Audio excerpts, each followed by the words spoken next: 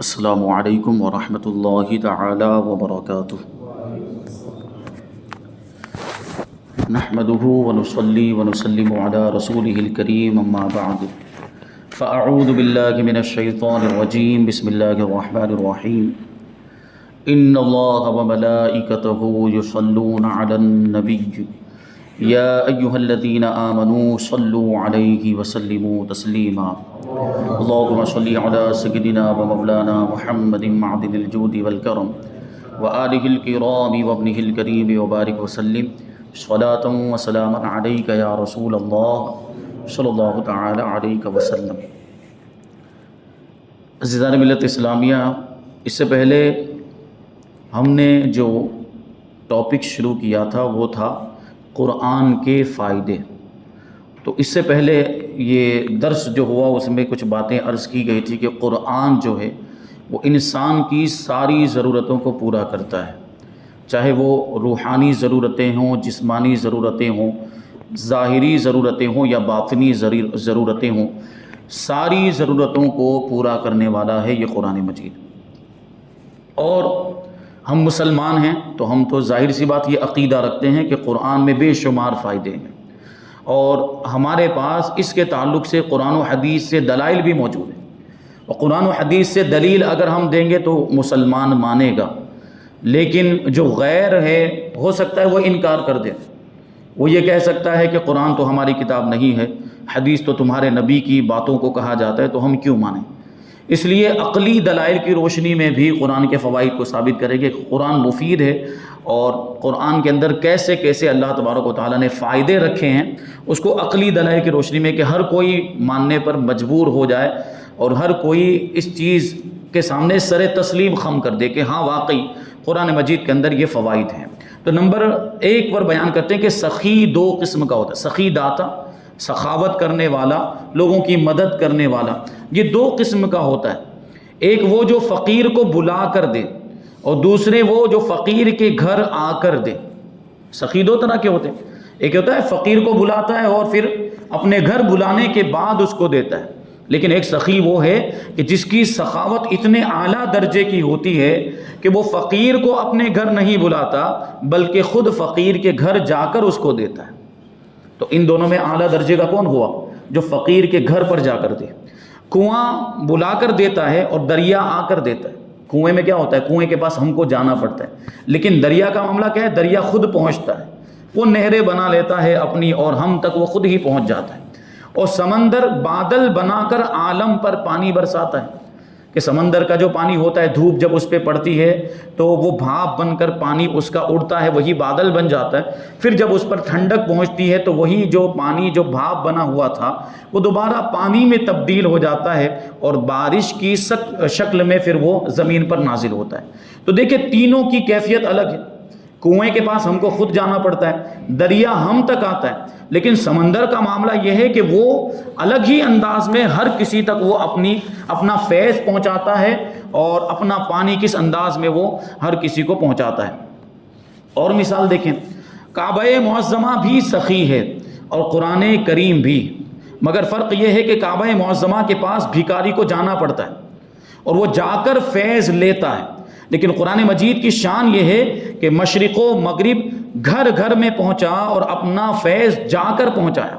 اور جو لوگ کہ بالکل ان پڑھ تھے ان کے لیے علماء مثل بادل کے بنا کر اپنی رحمتوں کی بارش ان پر بھی برسا دی۔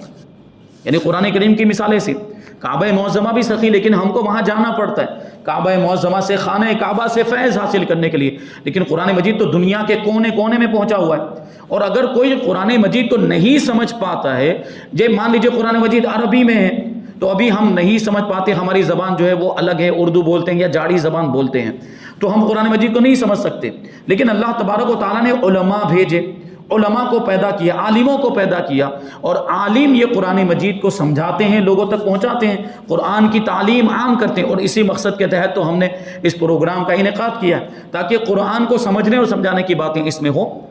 تو دیکھیں یہ قرآن کیسے فیض اپنا پہنچاتا ہے پوری دنیا کے لوگوں تک۔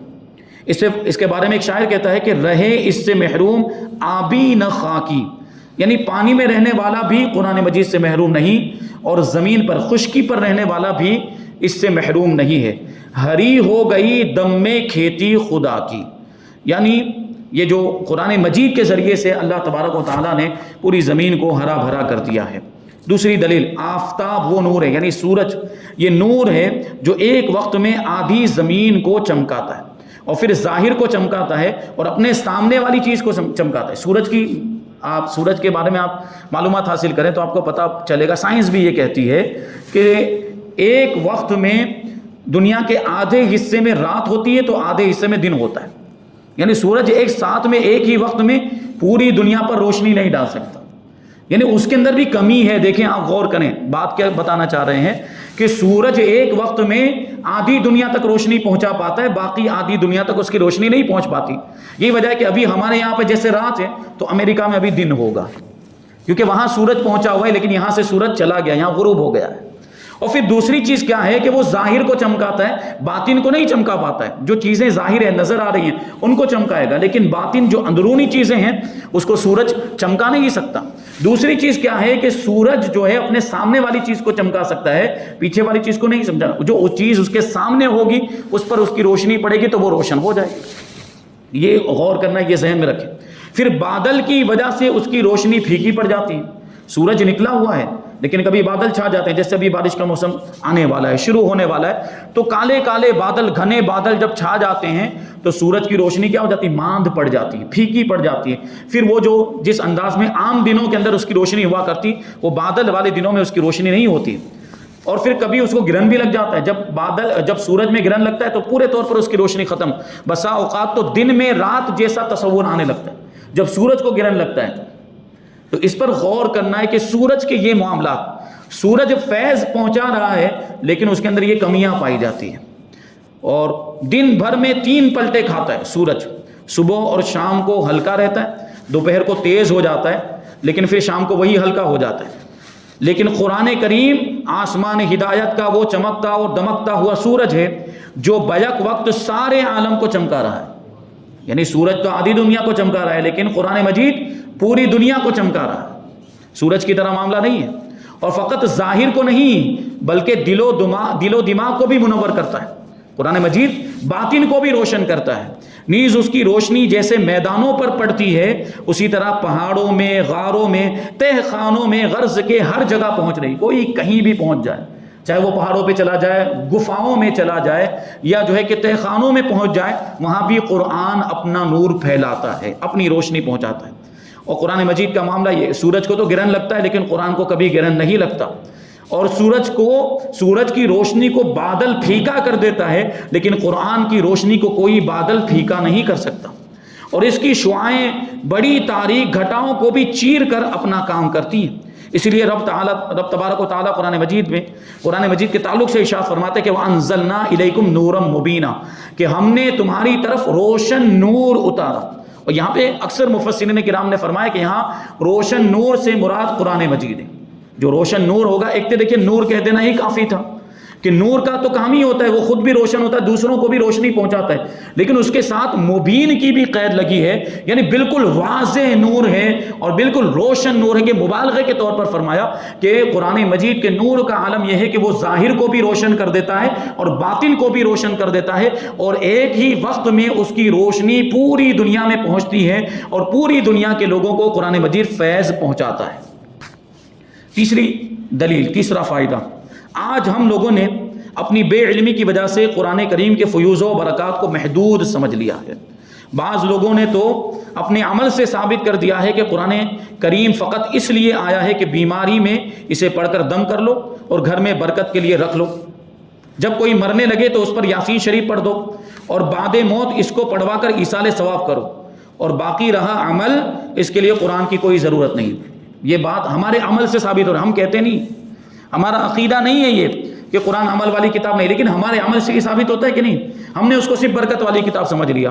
جب کوئی بیمار ہوگا تو شفا کے لیے آیتیں پڑھ پڑھ کے دم کریں گے، قرآن کی آیتوں والے تعویذ بنا کر اس کو پہنائیں گے۔ جب کوئی مر جائے گا تو یاسین شریف کی تلاوت کی جاتی ہے، سورہ رات کی تلاوت کی جاتی ہے۔ مرنے کے بعد بھی قرآن خوانی ہوتی، ختم ہوتے کہ نہیں ہوتے، ایصال ثواب کیا جاتا ہے۔ تو کیا قرآن صرف انہی کاموں کے لیے؟ ہمارے عمل سے تو یہ ظاہر ہوتا ہے کیونکہ ہم قرآن مجید پر عمل نہیں کر رہے ہیں۔ تو یہ پتہ چلتا ہے. تو اس کے لیے فقط انگریزوں کے بنائے ہوئے قانون ہے، یعنی عمل کرنے کے لیے انگریزوں کے قوانین ہیں. ہمارے آپ کے آج کے معاملات یہی بتا رہے ہیں، ہمارا آج کا عمل یہی بتا رہا ہے کہ قرآن گویا کہ عمل کرنے کے لیے نہیں ہے. ہمیں اگر عمل کرنا ہے تو انگریزوں کی تعلیم پر، انگریزوں کے کلچر پر، انگریزوں کے بنائے ہوئے قوانین، ان کے اصول و ضوابط پر ہم کو عمل کرنا ہے. یہی تو ہم دیکھ رہے ہیں دنیا میں یہی ہو رہا ہے. ہم نے قرآن کی تعلیمات کو اور حدیث کی تعلیمات کو پس پشت ڈال دیا ہے اور انگریزوں کے طریقوں پر عمل کر رہے ہیں. چنانچہ بعض جگہ کے مسلمانوں نے اپنی خوشی سے اسلامی قوانین کے مقابلے میں ہندوؤں یا عیسائیوں کے قانونوں کو اپنے اوپر لازم کر لیا. جیسے کہ پنجاب کے زمیندار، یہ اپنے زمانے کے اعتبار سے مصنف علیہ رحمہ فرماتے ہیں یہ تقسیم ہند سے پہلے کی باتیں، ہندوستان کے تقسیم ہونے سے پہلے کی بات، جب انڈیا پاکستان بنگلہ دیش نہیں بنا تھا. فرماتے ہیں کہ جیسے پنجاب کے زمیندار، کاٹھیاواڑ کے عام مسلمان، کہ انہوں نے میراث سے اپنی لڑکیوں کو قانونی طور پر محروم کر دیا، جبکہ اللہ تبارک و تعالیٰ نے جس طرح میراث میں یعنی وراثت میں جس طرح لڑکوں کا حق رکھا ہے، لڑکیوں کا بھی حق رکھا. یہ الگ بات ہے کہ لڑکے کے مقابلے میں لڑکی کا جو حق ہوتا ہے وہ آدھا ہوتا ہے. لڑکے کو ڈبل ملے گا تو اس کے مقابلے میں لڑکی کو سنگل ملے گا. اللہ تعالیٰ قرآن مجید میں ارشاد فرماتا ہے للذکر مثل حظ الانثیین، کہ لڑکے کے لیے لڑکی کے مقابلے میں دو گنا ہے، حصہ جو ملے گا وہ دو گنا حصہ ملے گا. لیکن لڑکی کا حصہ بیان تو کیا گیا، لڑکی کو حصہ دینا ہے، اور آج لڑکیوں کو محروم کر دیا جاتا ہے. والد صاحب کا انتقال ہو گیا تو بھائی کوئی توجہ نہیں دے رہے ہیں، اپنی بہنوں کا حصہ جو والد صاحب کی پراپرٹی میں ہے وہ بالکل نہیں دیا جاتا. یہ سخت حرام ہے اور ایسے لوگ بہت بڑے گناہ میں مبتلا. تو یہ تو دیکھیے وہ اپنے زمانے کے اعتبار سے کہہ رہے ہیں مصنف علیہ رحمہ، تقریباً آج سے 80 85 90 سال پہلے کی بات ہے. اس وقت یہ حالات تھے، اب تو اور زیادہ ہو گیا. بھائی لوگ کیا سمجھ لیتے ہیں کہ ہمارا ہی حق ہے، بہنوں کا کوئی حق نہیں. بلکہ بسا اوقات ہمارے پاس تو ایسے سوالات بھی آتے ہیں کہ لوگ کہتے ہیں کہ ہم نے بہنوں کی شادی کروا دی اور شادی میں خوب خرچہ کیا تو اب اس کو ورثہ کیا دینا. یہ ہمارے یہاں لفظ بولتا ہے نا، ورثہ کا لفظ بولا جاتا ہے. اور بہن کی ہم نے شادی کروائی، شادی میں اتنا خرچہ کیا تو اب ورثہ دینے کا کیا مطلب. بھائی یہ ورثہ آپ نے اپنی طرف سے متعین نہیں کیا ہے. یہ جو وراثت کے جو احکام ہے یہ اللہ تبارک و تعالیٰ نے متعین کیا، یہ اللہ تعالیٰ نے اس کا حکم دیا ہے، یہ شریعت کا حق ہے. آپ کے ساقط کرنے کی وجہ سے یہ ساقط نہیں ہوگا، آپ کے معاف کروانے کی وجہ سے بھی معاف نہیں ہوگا، بلکہ یہاں تک وہ خود بھی، وہ عورت، وہ جو لڑکی ہے یا بہن ہے آپ کی یا مرحوم کی بیٹی ہے، اگر وہ خود بھی کہہ دے کہ میں نے اپنا حق معاف کیا پھر بھی معاف نہیں ہو سکتا. کیونکہ آدمی اپنا حق تو معاف کر سکتا ہے جو اس کا حق ہوتا ہے. جیسے مثال کے طور پر میں نے آپ کو 100 روپئے دیے اور پہلے بات ہوئی تھی کہ آپ جو 1 مہینے کے بعد مجھے دے دیں گے 100 روپئے واپس، لیکن میں نے سوچا کہ چلیے دے دیتے ہیں، معاف کر دیتے. پھر میں نے آپ کو 15 دن کے بعد ہی کہہ دیا کہ وہ 100 روپئے جو میں نے آپ کو دیے تھے میں نے معاف کیا، تو یہ معاف ہو جائے گا، یہ میرا حق تھا. لیکن یہ جو میراث ہے، جو وراثت ہے، یہ اللہ تعالیٰ کا حق ہے، یہ شریعت کا حق ہے، اللہ تبارک و تعالیٰ نے یہ متعین فرمایا ہے. تو انسان کے معاف کرنے سے بھی معاف نہیں ہوگا. یعنی جس کا وہ حق ہے وہ اگر خود بھی کہے کہ میں نے معاف کیا، میں میراث سے الگ ہو جاتی ہوں، لڑکی کہے مجھے کوئی حصہ نہیں چاہیے، پھر بھی یہ معاف نہیں ہوگا، یہ دینا ہی پڑے گا. یہ الگ بات ہے. ایک مسئلہ اس میں یہ آ جاتا ہے تخارج کا مسئلہ، کہ وہ جو لڑکی ہے یا جو بہن ہے بھائیوں کے مقابلے میں، وہ اگر کچھ حصہ لے کر الگ ہونا چاہتی ہے کہ مجھے تھوڑا سا مال دے دو، مجھے 1 لاکھ 2 لاکھ دے دو، میں الگ ہو جاتی ہوں، تو اس کی اجازت ہے. لیکن کچھ بھی لیے بغیر بالکل دستبردار نہیں ہو سکتی. ہاں، تقسیم ہو جانے کے بعد جو بھی حصے بنتے ہیں لڑکوں کے لڑکیوں کے، انہوں نے اپنے اپنے حصے لے لیے، لڑکیوں کے حق میں، لڑکیوں کے قبضے میں ان کا حصہ آ گیا، اب وہ اس کی مالک ہو گئی. اب وہ جو چاہے کرے، چاہے تو واپس اپنے بھائیوں کو دے دیں، چاہے تو کسی اور کو دے دیں، لیکن لینا ضروری ہے. تقسیم کے بعد ان کے لیے لینا یہ ضروری ہے. اس بات کو ذہن میں رکھیں کہ جو لوگ اپنی بہنوں کو محروم کیے ہوئے ہیں اپنے والد کی جائیداد سے، وہ سخت مجرم ہیں، ان کو فوراً اس کی تلافی کرنی چاہیے. تو یہ قانونی طور پر لوگوں نے اپنی لڑکیوں کو محروم کر دیا، یہ اس زمانے کے اعتبار سے کہہ رہے ہیں. اور اپنی صورت، سیرت، طریقے زندگانی، لباس وغیرہ میں ایک دم غیروں سے مل گئے. اور بعض نے یہ کہنا شروع کر دیا کہ قرآن فقط عمل کے لیے آیا ہے، اس کی تلاوت کرنا، اس سے دم کرنا، تعویذ کرنا یا اس سے ایصال ثواب کرنا اس کے نزدیک کی حکمت کے خلاف، اس کے نزول کی حکمت کے خلاف ہے. یعنی قرآن مجید یہ برکت والی کتاب نہیں یوں کہنا چاہتے ہیں کچھ لوگ، جیسے وہابی دیوبندی کہتے ہیں کہ قرآن مجید کے تعویذ بنانے کا کوئی مطلب نہیں، یہ کوئی برکت والی کتاب نہیں، اس کو تو صرف تلاوت کر کے اس پر عمل کرنا. تو کچھ لوگوں نے بالکل اس کا برعکس، جو پہلے گروپ کے لوگ کیا کرتے ہیں کہ صرف برکت والی کتاب سمجھتے ہیں، عمل کرنا ضروری نہیں سمجھتے. اور یہ دوسرے گروپ کے لوگ کیا سمجھتے ہیں کہ صرف عمل کی کتاب ہے، برکت کی کتاب نہیں ہے. تو یہ بھی افراط و تفریط کا شکار ہے. ٹھیک ہے، تو کہتے ہیں یہ تعویذ وغیرہ کرنا قرآن کے ذریعے سے، دم کرنا اس کے ذریعے سے، ایصال ثواب کرنا، یہ اس کے نزول کی حکمت کے خلاف، یعنی کہنا یہ چاہتے ہیں کہ قرآن ان ساری چیزوں کے لیے نازل نہیں ہوا، قرآن عمل کرنے کے لیے اترا ہے، نہ کہ طبابت اور چھو منتر کے لیے۔ معاذ اللہ اس طرح کے کلمات وہ لوگ بولتے ہیں، اور وہ کہتے ہیں کہ قرآن پاک ایک نسخہ ہے، نسخے کے فقط پڑھتے رہنے سے شفا نہیں ملتی۔ جیسے ڈاکٹر کے نسخے کے بارے میں نے کہا تھا، جو ڈاکٹر دوا لکھ کر دیتا ہے، جو پرچی میں دوا لکھ کر دیتا ہے، تو اس کے بارے میں لوگ کہتے ہیں کہ نسخہ ہے، یہ نسخے کی طرح ہے، نسخے کو اگر ہم پڑھتے رہیں اور اس میں جو دوا لکھی وہ دوا لے کر جب تک استعمال نہ کرے اس کا کوئی فائدہ ہوگا۔ یہ لوگ یہ کہنا چاہتے ہیں کہ جب تک عمل نہیں کریں گے وہاں تک کوئی فائدہ نہیں، بلکہ اس کو استعمال کرنا چاہیے۔ یہ وہ خیال فاسد ہے کہ جو پڑھے لکھوں کے دماغ میں بھی گھوم رہا ہے۔ انہیں یہ کہنا چاہتے ہیں کہ قرآن مجید صرف عمل کی کتاب، اس میں کوئی برکت نہیں ہے، معاذ اللہ۔ مصر عنایت اللہ مشرقی، یہ پاکستان کا بہت بڑا لیڈر گزرا ہے، عنایت اللہ مشرقی، اور انگریزوں کے زمانے میں اس نے اپنے اعتبار سے بڑے کام کیے انگریزوں کے مقابلے میں، لیکن ابھی فرمائیں گے کہ اس نے کتنی بڑی غلطی کی تھی، کتنی بڑی بھول کی تھی۔ کہتے ہیں عنایت اللہ مشرقی اور ابو الاعلیٰ مودودی، یہ جماعت اسلامی کا بانی، جو ایک گمراہ فرقہ ہے، جماعت اسلامی پاکستان میں بہت زیادہ پائے جاتے ہیں۔ اور آپ کو پتہ ہونا چاہیے کہ ہم کتنے غافل ہیں، ہمارے صورت کے اندر کون سا ایسا فرقہ ہے جس کے افراد موجود نہیں۔ ہم جانتے ہیں ایسے لوگوں کو جن کا تعلق جماعت اسلامی سے۔ اہل قرآن فرقہ بھی یہاں پہ آ گیا، یعنی صرف قرآن کو ماننے کا دعویٰ کرتے ہیں، حدیث کا انکار کر دیتے ہیں۔ اور اہل حدیث تو ہم جانتے ہی ہیں، جو صرف حدیث کو ماننے کا دعویٰ کرتے ہیں اور حدیث کے علاوہ فقہ وغیرہ کو نہیں مانتے ہیں۔ تو اس طرح کے معاملات ہیں، ہر طرح کے فرقے کے لوگ ہمارے شہر صورت کے اندر پائے جاتے ہیں۔ تو ابو الاعلیٰ مودودی یہ جماعت اسلامی کا بانی، اور عوام دیوبندی اسی چکر میں، مگر یعنی یہی کہنا چاہتے ہیں کہ قرآن صرف عمل کی کتاب ہے، مگر خیر سے عمل وہاں بھی غائب، یعنی دعویٰ تو کرتے ہیں کہ قرآن صرف عمل کرنے کی کتاب، لیکن عمل ان کا بھی نہیں ہے۔ اگر پورے طور پر وہ عمل کرتے ہوتے تو اسلامی تعلیمات پر بھی وہ عمل کرتے، اور اسلامی تعلیمات قرآن مجید سے ہی ثابت ہوتا ہے حدیث پر عمل کرنا، حدیث پر بھی عمل کرتے، پھر قرآن و حدیث سے یہ ساری چیزیں ثابت ہوتی ہے کہ مجتہدین جو فرمائیں ان کے اقوال پر بھی عمل کیا جائے گا۔ تو یہ سب چیزیں جو ہے ان کے عمل کے خلاف، ان کے عمل سے یہ سب ظاہر ہوتا ہے کہ یہ سب چیزیں ضروری نہیں ہیں، یعنی حقیقت میں ان کا قرآن پر بھی عمل نہیں، عمل کا فقط نام ہی نام ہے۔ ہاں اگر عمل ہے تو ایسا اندھا جیسا کہ مشرقی نے اپنے خاکساروں سے کرا کر صدہا کو موت کے گھاٹ اتروا دیا اور خود معافی مانگ کر خیریت سے گھر آ کر بیٹھ گیا۔ یہ عنایت اللہ مشرقی جس کی بات چل رہی تھی، انگریزوں کے خلاف اس نے ایک تحریک بنائی تھی، ایک تنظیم بنائی تھی جس کا نام رکھا تھا خاکسار، تنظیم خاکسار، اس تنظیم کا نام رکھا۔ اب انگریزوں کے خلاف اس نے مارچ کیا، احتجاج کیا، بہت بڑا اس نے یوں سمجھے بہت بڑی ریلی نکالی۔ پھر ہوا کیا، انگریزوں کی طرف سے سختی ہوئی، انگریزوں کے پاس پاور تھا اس وقت، تو انگریزوں نے اس کو جو ہے کہ پکڑنے کے لیے سپاہیوں کو بھیجا، تو یہ خود بھاگ گیا، وہاں سے ریلی سے بھاگ گیا، گھر میں جا کر چھپ گیا۔ اب انگریزوں نے جب حملہ کیا اس ریلی کے لوگوں پر، جو ریلی میں شامل ہوئے تھے، تو ہزاروں لوگ اس میں مر گئے انگریزوں کا مقابلہ کرنے میں۔ دیکھیں بے وقوفی والی بات ہو۔ تو اس طرح ہوتا ہے جب قرآن اور حدیث کو چھوڑ کر کوئی اپنے اعتبار سے لوگوں پر اپنا فیصلہ تھوپنے کی کوشش کرتا ہے، تو اس طرح کے معاملات سامنے آتے ہیں۔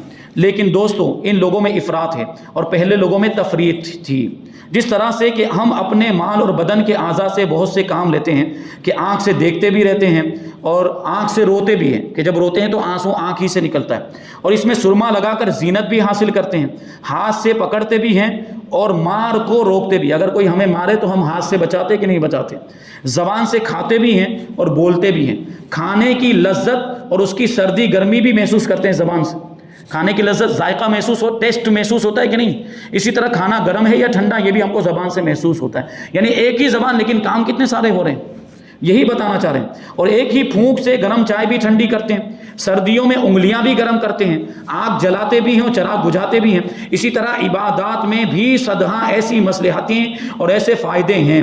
روزہ عبادت بھی ہے اور قسم وغیرہ کا کفارہ بھی ہے، کہ اگر کسی نے قسم توڑ دی تو اس کو روزے کے ذریعے کفارہ ادا کرنا پڑے گا، اگر کسی نے زہار کر لیا تو وہاں بھی روزے کا کفارہ ہے، اگر کسی نے کسی مسلمان کو خطاً قتل کر دیا تو اس کے کفارے میں بھی ایک صورت آتی ہے جہاں پہ روزے رکھنے کا حکم ہے۔ تو دیکھیں روزہ عبادت بھی ہے، اور اس طرح کے کچھ کام ہو جائیں قسم وغیرہ تو اس کا کفارہ بھی بن جاتا ہے، یعنی ایک ہی روزہ دونوں جگہ کام آ رہا ہے۔ اور پھر فرماتے ہیں جو غریب نکاح نہ کر سکے اس کے لیے روزہ یہ شہوت کو توڑنے کا بھی ذریعہ۔ کیا فرمایا کہ جو بھی نوجوان نکاح کرنے کی طاقت رکھتا ہے اس کو نکاح کر لینا چاہیے، لیکن جو نکاح کرنے کی طاقت نہیں رکھتا اس کو روزہ رکھنا چاہیے، کیونکہ روزہ شہوت کو توڑنے والا ہے۔ دیکھیں کتنے مقاصد ہو گئے، روزے کے کتنے فائدے ہو گئے. اسی طرح قرآن کریم صدہا دینی اور دنیاوی فائدے لے کر اترا ہے. نماز قرآن کے ذریعے سے ادا ہو رہی ہے، یعنی قرآن کو ہمیں نماز میں پڑھنا پڑتا ہے. کھانا وغیرہ قرآن پڑھ کر شروع کرتے ہیں. اور شاہی قوانین قرآن سے حاصل کرو. حکومت اگر کرنی، سلطنت چلانی ہے، اگر امور سلطنت کو انجام دینا ہے تو قرآن اس کے بھی قوانین اور احکام مہیا فرماتا ہے کہ ایسے حکومت کرنی ہے، ایسے رعایا کو سنبھالنا ہے. بیمار پر قرآن پڑھ کر دم کرو یا تعویذ لکھ کر گلے میں ڈالو، ثواب کے لیے اس کو پڑھو اور عمل اس پر کرو. غرض یہ کہ یہ قرآن بادشاہ کے لیے قانون، غازی کے لیے یعنی جہاد کرنے والے کے لیے تلوار، بیمار کے لیے شفا، غریب کا سہارا، کمزور کا عصا، بچوں کا تعویذ، بے ایمان کے لیے ہدایت، اور قلب مردہ کی زندگی، قلب غافل کے لیے تنبیہ، یعنی دل مردہ ہو گیا تو اس دل کو زندہ کرنے والا بھی قرآن، اور دل اگر غافل ہو گیا ہے تو اس کو جگانے والا اور اس کو متنبہ کرنے والا بھی قرآن ہے. گمراہوں کے لیے مشعل راہ، یعنی گمراہوں کو ہدایت دینے والا، اور زنگ آلود قلب کے لیے سیقل، یعنی دل اب بہت زیادہ ہم گناہ کرتے ہیں تو جس طرح لوہے میں، لوکھنڈ میں وہ زنگ لگتا ہے جس کو ہم لوگ بولتے ہیں کاٹ، جس طرح وہ لوکھنڈ میں کاٹ لگ جاتا ہے، بہت زیادہ گناہ کرنے کی وجہ سے دل میں بھی یہ زنگ لگ جاتا ہے، کاٹ لگ جاتا ہے. اور وہ زنگ کس سے دور ہوتا ہے؟ قرآن مجید کی تلاوت سے دور ہوتا ہے. تو دیکھیں قرآن مجید ایک ہی لیکن اس میں کتنے سارے فائدے ہیں. اگر قرآن کریم صرف احکام کے لیے ہوتا اور دیگر مقاصد اس سے حاصل نہ ہوتے تو اس میں فقط احکام ہی کی آیتیں ہوتی، نماز پڑھو، زکوٰۃ ادا کرو، یہی ہوتا. لیکن ذات و صفات کی آیتیں بھی موجود ہیں. اللہ تبارک و تعالیٰ کی ذات کے تعلق سے بھی آیتیں ہیں، اس کی صفات بھی بیان کی گئی. آیات متشابہات بھی ہیں. آیت متشابہات کا مطلب یہ ہوتا ہے کہ ایسی آیتیں جن کا معنی ہم کو بظاہر سمجھ میں نہیں آتا. جیسے اللہ تبارک و تعالیٰ جسم اور جسمانیات سے پاک ہے، لیکن قرآن مجید میں اللہ تعالیٰ کے لیے ہاتھ کا بھی لفظ ہے، ید اللہ، اللہ کا ہاتھ. اللہ تعالیٰ تو ہاتھ سے پاک ہے. اسی طرح وجہ کا لفظ ہی اللہ تعالیٰ کے لیے آیا. وجہ کا معنی ہوتا ہے چہرہ، لیکن اللہ تبارک و تعالیٰ چہرے سے پاک. تو اس کے معنی ظاہری طور پر ہم وہ نہیں لے سکتے جو لغت اور ڈکشنری کے اعتبار سے وہ معنی ہوتا ہے. اس کے دوسری مراد ہوگی، اس کو آیت متشابہات کہا جاتا ہے. اسی طریقے سے سورتوں کے شروع میں جو حروف مقطعات ہیں، الف لام میم، الف لام میم صاد، الف لام را، اور یہ سب جو حروف ہیں ان کے معنی کسی کو نہیں پتہ. تو اگر قرآن صرف عمل کرنے کے لیے ہوتا تو اس طرح کی آیتیں نہیں ہونی چاہیے تھی، جن کا معنی ہی ہمیں سمجھ میں نہیں آ رہا تو عمل کیسے کرتے. انبیاء کرام کے قصے بھی ہیں قرآن مجید کے اندر، اور آیات منسوخۃ الاحکام بھی ہیں اس میں، یعنی ایسی آیتیں ہیں جن کا حکم منسوخ ہو گیا، جن پر اب عمل نہیں کر سکتے. تو فرماتے ہیں کیونکہ ان سے احکام حاصل نہیں کیا جاتے. اسی طرح ان احکام کی آیتیں بھی نہ ہوتی جن پر عمل ناممکن ہے، جیسے کہ نبی کریم صلی اللہ علیہ وسلم کی آواز پر آواز بلند کرنے کی آیتیں، کیونکہ اب حضور پاک صلی اللہ علیہ وسلم ظاہری طور پہ دنیا میں تشریف فرما نہیں ہے، اور حضور اگر کچھ ارشاد فرمائے تو ہمارے کانوں میں وہ طاقت نہیں ہے کہ ہم حضور کی آواز کو سن سکیں. یہ بزرگان دین ہوتے ہیں، اللہ کے ولی ہوتے ہیں جو حضور سے گفتگو بھی کر لیا کرتے ہیں. لیکن ہم اور آپ اگر سنہری جالیوں کے سامنے بھی پہنچ جائیں، اللہ توفیق عطا فرمائے، اور حضور پاک صلی اللہ علیہ وسلم ہمارے سلام کا جواب بھی دیتے ہیں. بسا اوقات ایسا روایتوں میں بھی آیا ہے کہ اگر کوئی عاشق پہنچتا ہے تو اس کے سلام کرنے سے پہلے حضور اس کو سلام کرتے ہیں، لیکن ہم سنتے ہیں نہیں سنتے. تو اب یہ چیز جو فرمایا گیا، حکم دیا گیا کہ نبی کی آواز پر اپنی آواز کو بلند نہ کرو، اس پر ابھی عمل ہو سکتا ہے؟ نہیں ہو سکتا. تو یہ آیتیں ہیں. یا بارگاہ نبوی میں دعوت کھانے کے آداب بیان کیے گئے کہ حضور کے گھر میں جب حاضر ہو تو اس کا ادب کیا ہے، کیسے جب دعوت کھا لیں، جب کھانا پورا ہو جائے پہلے تو انتظار نہیں کرنا چاہیے، جب بلایا جائے جب جانا چاہیے، اور جب کھانا مکمل ہو جائے تو فوراً نکل جانا چاہیے، وہاں بیٹھ کر گپے نہیں مارنے چاہیے. یہ طور طریقے سکھائے گئے. لیکن اب تو حضور پاک صلی اللہ علیہ وسلم ظاہری طور پر دنیا میں تشریف فرما نہیں ہے اور حضور ظاہری طور پر کسی کی دعوت نہیں کر رہے، تو یہ آداب کا پھر کیا مطلب؟ ان آیتوں پہ عمل نہیں ہو سکتا.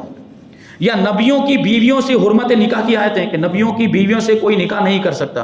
تو اب تو بیویاں موجود ہی نہیں، حضور پاک صلی اللہ علیہ وسلم کی ازواج مطہرات بھی ظاہری طور پر پردہ فرما چکی.